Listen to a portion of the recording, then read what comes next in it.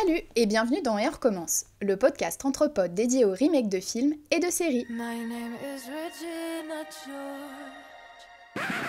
Je suis Cynthia et aujourd'hui pour m'accompagner il y a Hugo. Salut. Élise. Salut. Et Bastien. Salut à tous et bonne année. Pour cet épisode super fetch, on s'est intéressé à Lolita malgré moi et à son remake Mean Girls Lolita malgré moi, sorti en 2024. C'est parti.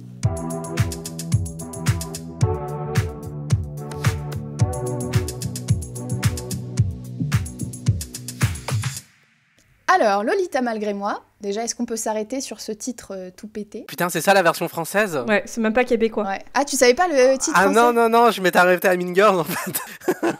En québécois, c'est Méchante ado. Méchante ado, ouais. C'est déjà un peu mieux. Ça sonne mal, mais... Bah, c'est pas très beau comme titre, mais ouais. Voilà. Mais oui. Donc, c'est une comédie américaine sortie en 2004 et écrite par la géniale Tina Fey.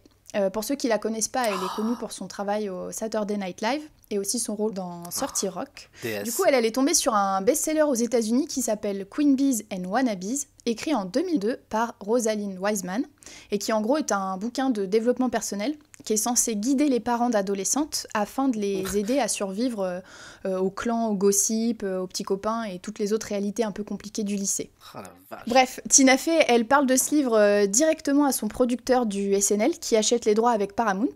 Et donc Tina devient scénariste sur le projet.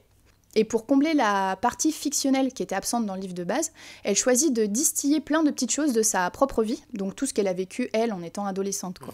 Ok. La réalisation du film, elle est confiée à Mark Waters, qui a réalisé Freaky Friday l'année d'avant, avec Lindsay Lohan dans le rôle titre, et qu'on retrouve justement là dans le rôle principal de Mean Girls.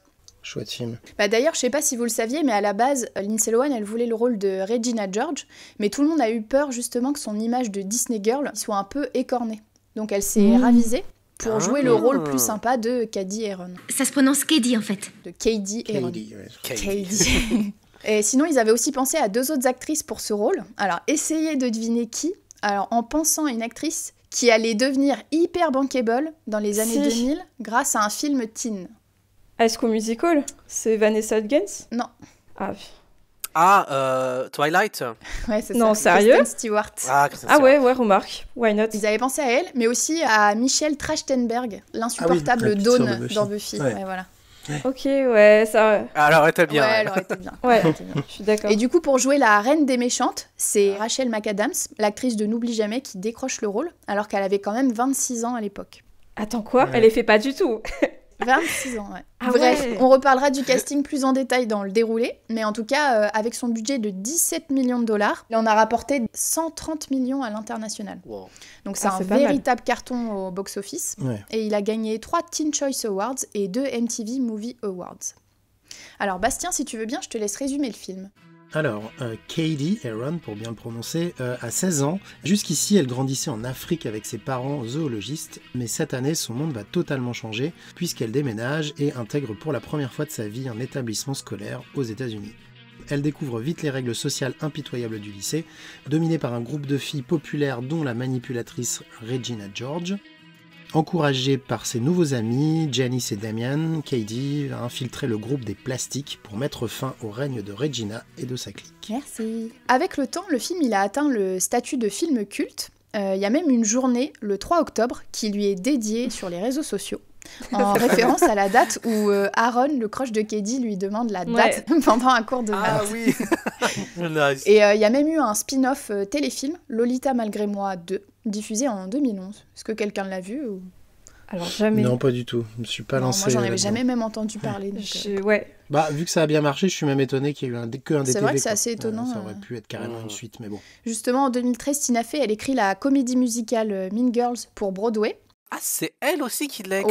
Ouais. Ah, elle a vraiment tenu le projet. Ah, génial. Et justement, le spectacle, il cartonne et il est nommé pour 12 prix aux Tony Awards, qui sont l'équivalent des Oscars, mais pour le théâtre.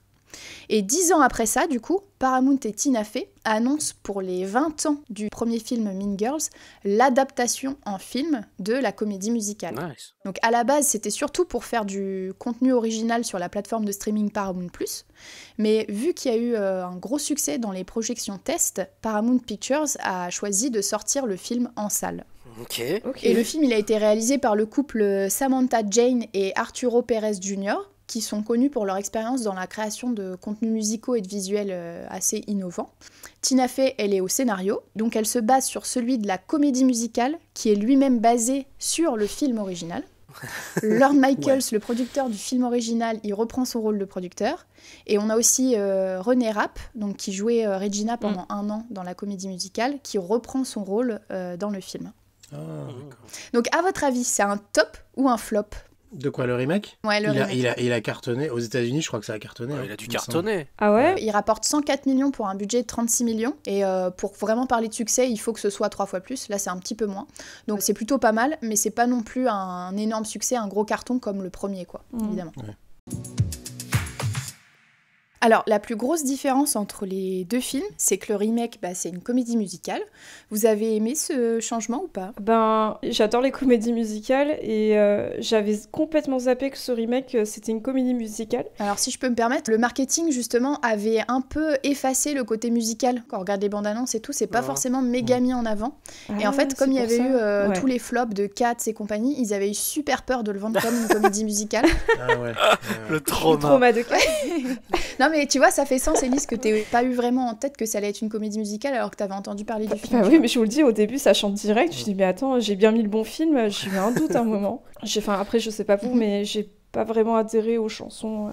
J'en ai pas une qui m'est restée, en tout cas. Non, les chansons sont pas très marquantes, en fait, je trouve. Alors, je suis pas plus que ça fan des comédies musicales. Celles que j'aime bien, je les compte sur les doigts de la main. Mais j'y allais avec un bon a priori parce que je trouvais que le matériau de base s'y prêtait plutôt pas mal. Je suis d'accord. Effectivement, transformer les atermoiements adolescents en chansons qui deviennent en fait des discussions internes, ça peut carrément fonctionner, etc. Oui. Le résultat, est pas dingue. Alors après, et je pense qu'il y a un truc bancal, clairement, entre passer d'un film à une comédie musicale pur jus, à repasser à un film qui réintègre des chansons d'une comédie musicale. Enfin, pour moi, il y a un mélange là qui effectivement ne fonctionne pas super. Un peu et bancal, je trouve que les chansons sont parfois plaquées de force. Et comme on disait, moi, les chansons m'ont pas marqué. Il n'y a pas d'air qui m'est spécialement resté en tête ou de me dire, ah bah tiens, là, c'est bien. En plus, j'en sais rien. On est sur une simili-cover de je sais pas quel artiste actuel ou un truc comme ça. Moi, j'adore celle de I'm Regina George. Genre, j'ai été obsédée. Alors, peut-être que c'est parce que sûre que t'allais aimer. Tu l'as commencé avec. Mais hier, j'étais en boucle dessus. Non, mais c'est vrai, quand j'y pense, c'est la seule qui m'est restée. Mais bon, je vais pas l'écouter en boucle. Écoute-la 2 fois et tu vas être obsédée. J'écoute 2 fois.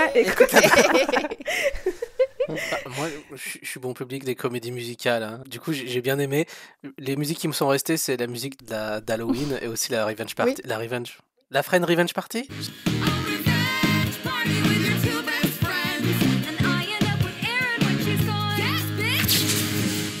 J'ai bien aimé ces 2 morceaux, ils sont cool.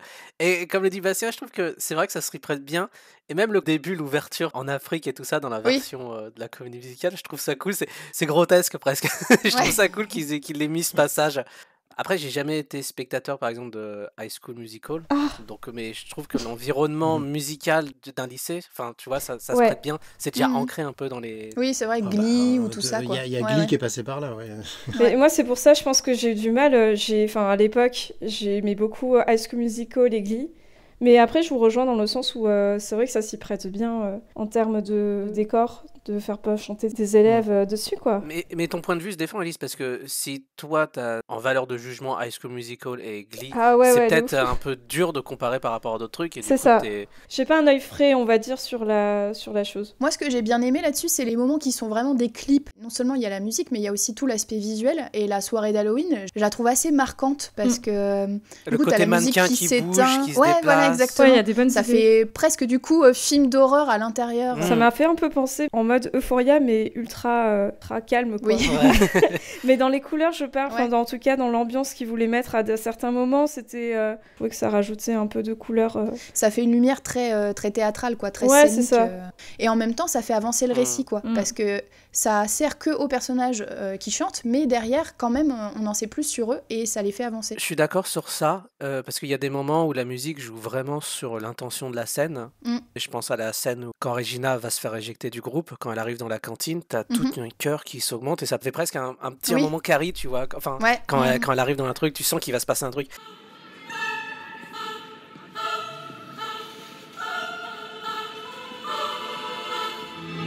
Je suis désolée, Regina. Tu peux pas manger ici. Mais peut-être que ça élimine certains développements de caractère de personnages. Je pense à Karen, par exemple, le personnage est un peu unidimensionnel, et je trouve que j'ai pas trouvé cette caractérisation de personnage dans le remake.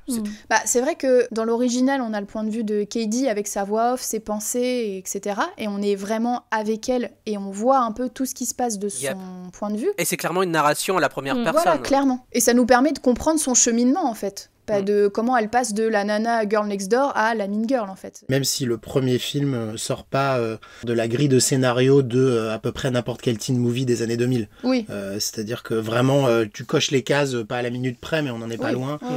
Du personnage qui va s'adapter à un nouvel environnement, qui va monter un plan, qui va échouer. Enfin bref, tout ça pour revenir à une morale finalement assez basique. Mais là où le film est malin, le premier en tout cas, c'est qu'il arrive à pervertir un petit peu tout ça en mettant vraiment des idées assez méchantes, assez cruel à l'intérieur. Et c'est là qu'on ressent Tina Fey, en fait. Elle est subtile pour développer des personnages dans des pics de phrases qu'ils vont avoir, qui est totalement en dehors de l'autre, qui te fait sortir presque du quatrième mur parfois. Mais c'est vrai que du coup, dans le remake, le fait de perdre ce point de vue-là de Katie et d'avoir un changement de point de vue sur Damien et Janice, qui clairement nous raconte une histoire, on est au spectacle, là ça fait vraiment vous rentrer dans la comédie musicale, quoi. Ils ont gardé ça. C'est la même chose, on est d'accord. Ouais, c'est ça. Dans la comédie musicale de Broadway, c'est eux qui racontent l'histoire de leur point de vue à eux. Et ça, je trouve que c'est vraiment dommage parce qu'on perd Caddy de vue. C'est vrai. On perd le regard sociologique, voire anthropologique, en fait. Ce qui est amené dans l'original. D'ailleurs, c'est assez rapidement, dès qu'elle arrive au lycée, il y a un plan où elle regarde les élèves et en fait, ils sont caractérisés comme des animaux de la jungle. On parle tout de suite de la jungle. Et du coup, il y a un côté regard en décalage pour analyser tout ça. Qui fait écho à ses parents et elle et sa propre façon de grandir, quoi. Ouais, bien sûr. Pourquoi pas, tu vois, c'était malin, d'autant plus que, sachant les origines du film, un livre qui est un commentaire sur justement cette faune qu'est le lycée, je trouvais ça plutôt pertinent.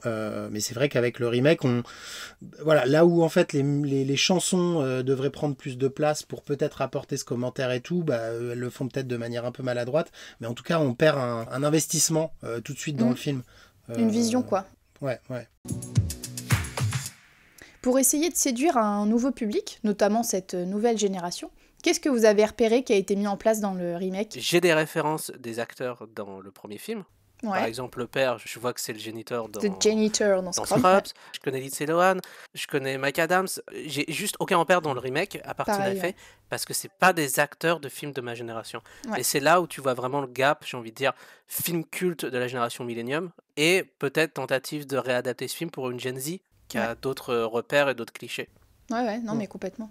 Après, en tout cas, voilà, ils essayent de coller au côté hyper connecté. Les toutes premières images, on est sur du format horizontal de téléphone. Vertical. Ou vertical, de téléphone. Ils font une story TikTok. C'est à la fois une évidence et après, est-ce qu'il faut absolument faire comme ça au cinéma ? J'en sais rien. Ouais, c'est exactement la réflexion que j'avais. C'est-à-dire que ça me paraît presque obligatoire, mais en même temps, est-ce que t'es obligé ? Faut le faire. C'est difficile. Le cinéma n'a pas encore trouvé la manière exacte d'intégrer ça. Le téléphone. Je suis d'accord que je trouve ça maladroit l'utilisation des réseaux sociaux parce que ça fait un peu trop cliché. Par contre, je trouve qu'elle est bien utilisée dans l'ouverture de la musique d'Halloween. Ah oui, quand elle se prépare chez elle pour la soirée. De se rendre belle et en même temps utilise la caméra derrière, ça fait un meilleur angle. La multiplication des gens qui changent et qui s'habillent et autres. Je trouve que sur ça, elle était bien utilisée. Oui, non, mais ça amène des gags forcément qui sont pertinents, qui marchent et tout. Ouais, carrément. Après, qu'est-ce que ça apporte de plus dans la forme filmique, à part montrer qu'effectivement, c'est une autre génération et qu'aujourd'hui on a un portable vissé dans la main, ok, mais... Ouais, et du coup, je pense au passage de la danse de Noël. Et en fait, pendant ce talent show, t'as tous les élèves qui font leur propre numéro. Et le truc des plastiques, c'est de faire leur chanson de Noël récurrente, qui est dans l'original Jingle Bell Rock et dans le remake Rock Around the Pole. Et du coup, dans l'original, elles vont faire leur chorégraphie et Gretchen va taper le lecteur CD qui va faire foirer en fait la chorégraphie. Et à partir de ça, Keddy va se dire ok, tout le monde connaît les paroles de cette chanson, donc je vais commencer à la chanter et tout le monde dans la salle va chanter. Du coup, elle sauve la situation. Et c'est grâce à ça qu'elle devient populaire après. What a bright time, it's the right time to rock the night away. Jingle bell time, it's the swell time to go riding in a one-horse sleigh. Alors que dans le remake, vu que Regina a pris un peu de poids par rapport au plan de Keddy pour la rendre impopulaire, elle va se casser la gueule pendant qu'elles essayent de faire une pyramide humaine. Ça va faire foirer le show et tout le monde va prendre des photos, va dire que elle s'est cassée la gueule, elle est nulle. Et du coup, par contre, derrière, oh, mais by the way, qui a dit, oh, putain, Queen Slay, elle était super bien habillée, elle dansait super bien, mais du coup, elle n'a pas pris contrôle de la situation. Donc, pourquoi, en puis fait... surtout, en fait, ça aurait très bien pu être une autre. Bah, Karen ou Gretchen, Voilà. enfin, tu vois, ça aurait pu être une autre qui dansait bien aussi. Complètement. Il y a des manques de narration, je trouve. Et que ce truc de réseaux sociaux pallie pas forcément par rapport à ça. Ouais. Et justement, il y a le Burn Book, qui est le livre dans lequel les plastiques ont mis des photos de toutes les nanas du lycée et mis un commentaire méchant dessus. Et donc, ça faisait sens dans l'original, parce qu'en 2004, voilà, t'avais tes agendas où tes copines te mettaient des mots dedans, etc. Alors qu'aujourd'hui, en 2024, il n'y a plus vraiment de sens, puisque tout le monde utilise les réseaux sociaux pour ça. Mais du coup, là où c'est malin, c'est que on nous explique que les filles, elles avaient décidé de faire ça à un moment, donc c'était une semaine où elles avaient toutes été privées de leur téléphone. Et donc, comme elles avaient rien d'autre à faire, c'est là qu'elles ont créé ce Burn Book. Donc bon, tu te dis pourquoi pas. Enfin, ça fait plus sens, ouais. Déjà, c'est la mère qui le retrouve. Elle est super fière de le présenter. Ah, regardez, c'est votre livre, vous avez marqué que des trucs ultra chauds sur les gens. Ouais, bah la mère, en même temps, Le personnage de la mère est too much, quoi. Oh chérie, je suis pas comme les autres mamans. Non, moi je suis une mère cool, avec si haut à cool. Hashtag toujours aussi canon. Ah, et d'ailleurs, je fais une mini digression, mais on est d'accord quand justement la scène avec les photocopies, t'as Regina qui se balade dans tous les couloirs là, et elle est placarde sur les couloirs. Exactement. Et je me dis, mais c'est marrant parce qu'elle le fait avec sa salive. Et je me suis dit, mais attends, mais c'est quoi sa salive? Parce qu'elle est colle et ça reste direct. Ça m'a trop perturbée. J'avais pas fait gaffe à ce détail, effectivement. Ouais. Voilà, c'est tout. Effectivement, elle fait des photocopies du Burn Book et elle les placarde partout dans le lycée pour que les gens tombent dessus et que ça crée une guerre. Alors que dans le remake, elle pose juste le Burn Book par terre et elle attend que quelqu'un tombe dessus. Et quand c'est le cas, tout le monde prend des photos avec son portable et se les envoie sur les réseaux. Donc c'est vrai que c'est là qu'on se rend compte du rôle des réseaux à notre époque. Comment l'information, elle circule auprès de tout le monde, comment ça va créer des rumeurs, faire ou défaire une réputation. C'est ça. Et ça me fait même penser à la scène où Regina, elle se fait piéger par Katie quand elle est sur le terrain de football américain. Elle se prend un jet d'eau dans le visage. Et du coup, il y a tout son mascara qui coule, ça lui fait des yeux de panda. Et ça en devient une trend de TikTok où on adopte le wet look comme Regina. Et le truc, c'est que ça touche des gens qui sont même extérieurs au lycée. Donc là, on se rend vraiment compte à quelle vitesse ça se propage. Et que Regina, elle a un rôle d'influenceuse qui est beaucoup plus grand que dans l'original parce qu'il ne se limite pas qu'aux gens du lycée, quoi. Ouais. Qu'est-ce que vous avez pensé des Regina? Est-ce que vous trouvez que les deux, entre l'original et le remake, elles sont les mêmes ou pas? Non, moi j'aime bien dans le remake parce qu'elle est vraiment méchante et ça se trouve bien avec sa musique où ça fait vraiment une vilaine de Disney presque. Complètement, ouais. Je sais pas, je trouve qu'elle fait un peu gourdasse dans le premier. Elle est juste mine, quoi, tu vois. Elle fait hypocrite, quoi. Ah, tellement, ouais. Le fait qu'elle calcule ses actions, parce que dans l'original, par exemple, il y a un moment, tu sais, où t'as Gretchen qui dit que Jason est en train de flirter avec quelqu'un. Et du coup, tu dis, ah, c'est pas un problème. Elle appelle la mère de la meuf avec qui il est en train de flirter. Et elle dit, oh, je suis Suzanne du planning familial. J'ai les résultats de sa prise de sang. Vous pourriez lui demander de me contacter dès qu'elle sera rentrée. C'est très urgent. Merci à vous. Alors que dans le remake, elle lui grogne juste dessus pendant la chanson, quoi. Donc, en fait, t'as juste peur d'elle physiquement. Oui, c'est vrai. T'as pas peur d'elle d'un point de vue machiavélique. Ouais, c'est ça. Et c'est vrai qu'ils insistent, même dans les chansons et tout, sur le côté prédateur, alien. Elle-même, elle dit qu'elle a le pouvoir, en fait, dans ses chansons. Elle veut juste qu'on la craigne et qu'on l'aime. Oui, elle est un peu plus nuancée au final et elle est moins archétypale. Et d'ailleurs, justement, je trouve que Rhaenyra prend tellement de place que ça efface Cady. De ouf. Autant dans l'original, je trouve le personnage principal c'est Cady, autant dans le remake, limite pour moi c'est Regina via Rhaenyra. Je suis d'accord. Mais parce que là t'es dans le cas de figure d'un personnage qui est plus fort que le reste du film. Que ce soit l'original ou le remake, t'as quand même un personnage tellement aux couleurs, tellement un peu parodique, mais en même temps charismatique, qui bouffe un peu l'écran. Alors si tu colles une ou deux actrices du coup qui arrivent à se dépatouiller avec ça, ça bouffe un peu le film, quoi. Mais après, ça joue aussi peut-être parce que... on pourra penser ce qu'on veut de Lindsay Lohan et de sa carrière en très, très grande dents de scie, mais elle est peut-être un peu mieux dans son personnage dans l'original que ne l'est l'actrice qui reprend le rôle dans le remake, qui est effectivement un petit peu plus fade et tout. Alors, j'ai rien contre elle, mais on la connaît pas beaucoup. Non, elle est un petit peu plus lisse, quoi. Là où Lindsay Lohan arrive probablement à mettre un peu plus de relief dans sa Cady. Alors justement, vu qu'on parle de Lindsay Lohan, tant pis, on spoil. Hein. Mais parlons de son petit caméo surprise. Ça vous a fait plaisir de la retrouver là, 20 ans après? Elle a la même tête. Elle a la même tronche qu'à l'époque. Ouais, moi ça m'a fait plaisir. Après, elle fait effectivement que présenter le concours de maths et poser 3-4 questions. Oui, c'est un petit caméo. J'ai lu qu'en tout cas, il voulait effectivement essayer de faire pas mal de caméos et de faire revenir d'anciens acteurs, enfin notamment les plastiques, mais qu'en fait ça a été compliqué alors pour plein de raisons, mais notamment Rachel McAdams n'était pas très chaude avec cette idée-là. Du coup, elle n'a pas participé et en fait finalement aucune des actrices n'est revenue. À part Lindsay Lohan, qui a été payée $500,000 pour sa petite apparition. Là. Ouais. Bah, c'est bien franchement, 500 000 pour 2 minutes 50 de scène. Et moi, je voulais revenir aussi sur la scène du talent show de Noël, parce que pour moi, c'est la scène la plus culte de l'original, et je trouve que la vibe, elle est complètement différente dans le remake. En fait, pour moi, ça vient du fait que dans l'original, les actrices, en général, elles font plus lycéennes lambda des années 2000, quoi. Elles sont pas spécialement sexualisées, et du coup, quand elles font leur danse ultra sexy avec leurs petites jupes courtes en plastique, on est limite aussi mal à l'aise que les parents dans la salle. Ah, mais trop. Ouais, tout à fait. Alors que dans le remake, elles sont déjà tellement sexualisées dès le début du film qu'elles se mettent à faire des pyramides, etc. Enfin, elles sont obligées d'en faire un petit peu plus dans leur numéro pour se démarquer un peu. Mais du coup, je trouve que la scène, elle perd vraiment de son intérêt, de sa saveur, et de ce que ça voulait dire peut-être aussi avec l'émancipation des Disney Girls de l'époque, etc. Et ça tombe complètement à l'eau dans le remake parce que, comme elles sont déjà tellement hyper sexualisé dès le départ. C'est marrant ce que tu dis parce que Jingle Bell Rock, quand tu écoutes les paroles et tout ça, tu te dis ouais, c'est innocent, et là ça sexualise par rapport à leur danse. Alors quand tu vois les paroles de Rock Around the Pole, c'est vrai que c'est chaud quoi. Jump on that pole et tout ça, tu te dis ouais, quand même, il y a un petit truc derrière qui est un peu plus poussé.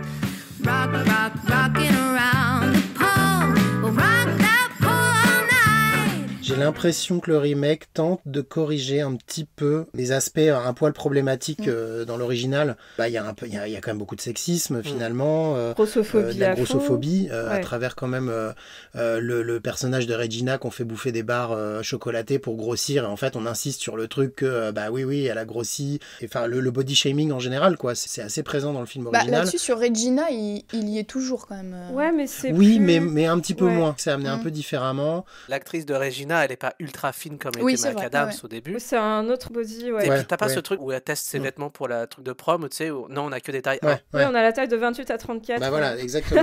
Ah mais ça fait mal en vrai. Non mais oui, sur le blague du physique, il y a pas ça. Même du coup, la mère de Regina dans le premier, je sais pas si vous vous souvenez, mais Amy Poehler. Avec ses faux seins. Oh là là, oui. Bah oui, non mais après c'est Amy Poehler, qu'est-ce que tu veux, moi elle peut faire n'importe quoi, elle me fait marrer. Donc, pareil, mais du coup, il y a cette blague là sur le fait qu'elle a des faux seins, et donc du coup, on prévient avant Katie que quand elle fait des câlins, ça fait mal. Il joue vachement là-dessus, sur le fait qu'il se fout un peu de sa gueule. Il y a le petit chihuahua qui lui croque le sein, se rend pas compte. Enfin, il y a plein de trucs là-dessus. Ah oui, putain, j'avais oublié ça. D'ailleurs, pour faire cette scène-là, ils ont mis une saucisse cocktail dans son soutif pour que le chien... Non, sérieux.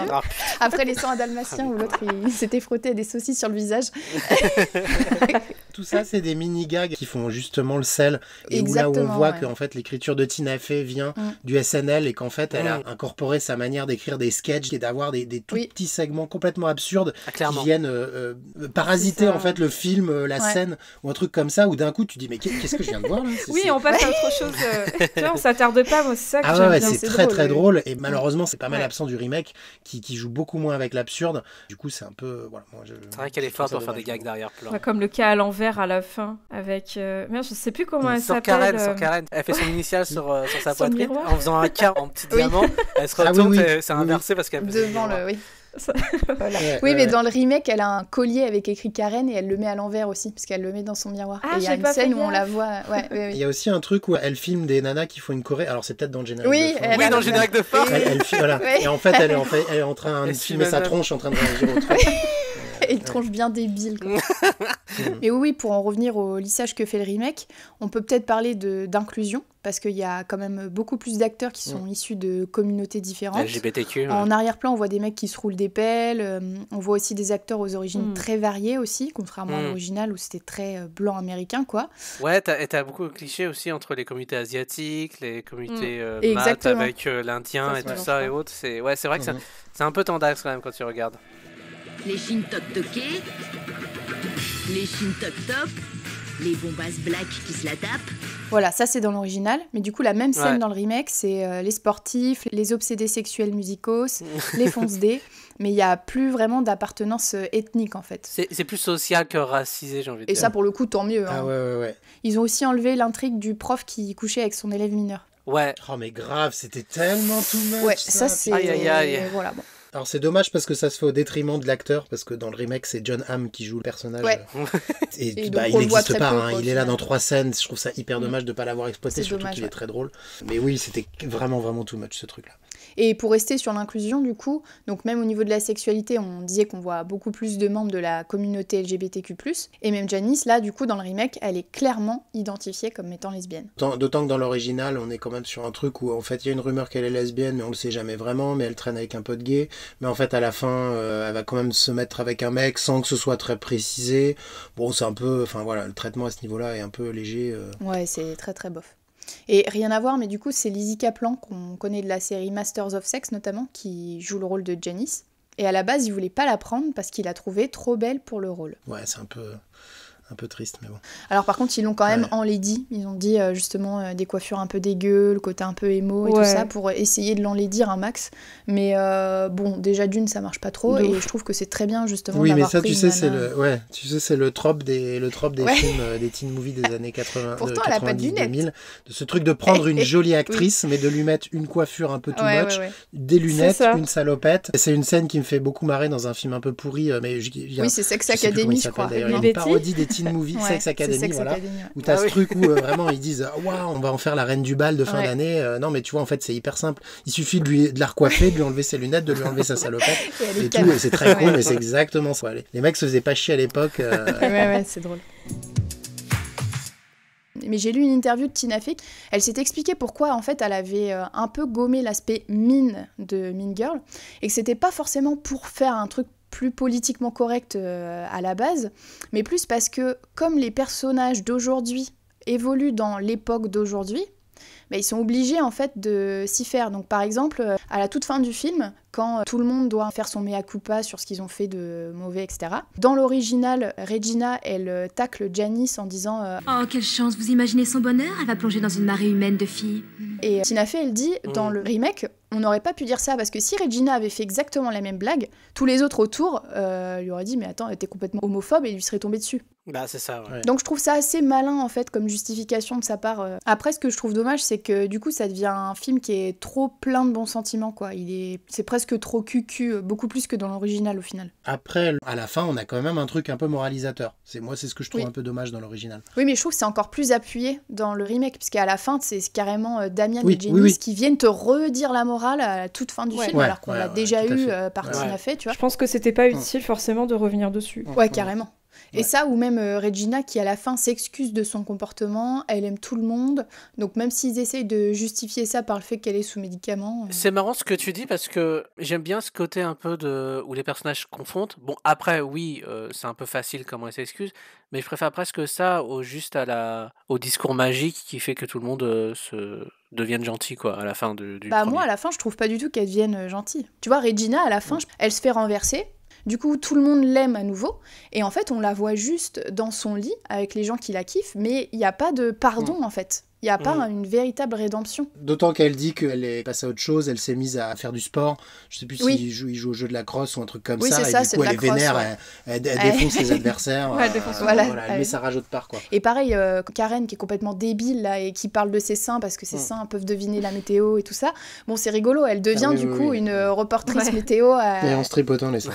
En se tripotant les seins. Bon, voilà, pareil, c'est au moins on va à fond dans le personnage, c'est-à-dire qu'aucune n'a changé. À la fin, on voit les nouvelles plastiques. Donc c'est juste des nanas qui sont plus jeunes qui arrivent et la petite morale de fin avec Katie qui dit sinon on peut les pousser sous le bus. Non, just kidding, elle rigole, mais en fait encore une fois c'est encore un petit truc qui montre que c'est un peu impertinent alors que dans la comédie musicale, ça se termine en mode on est tous gentils.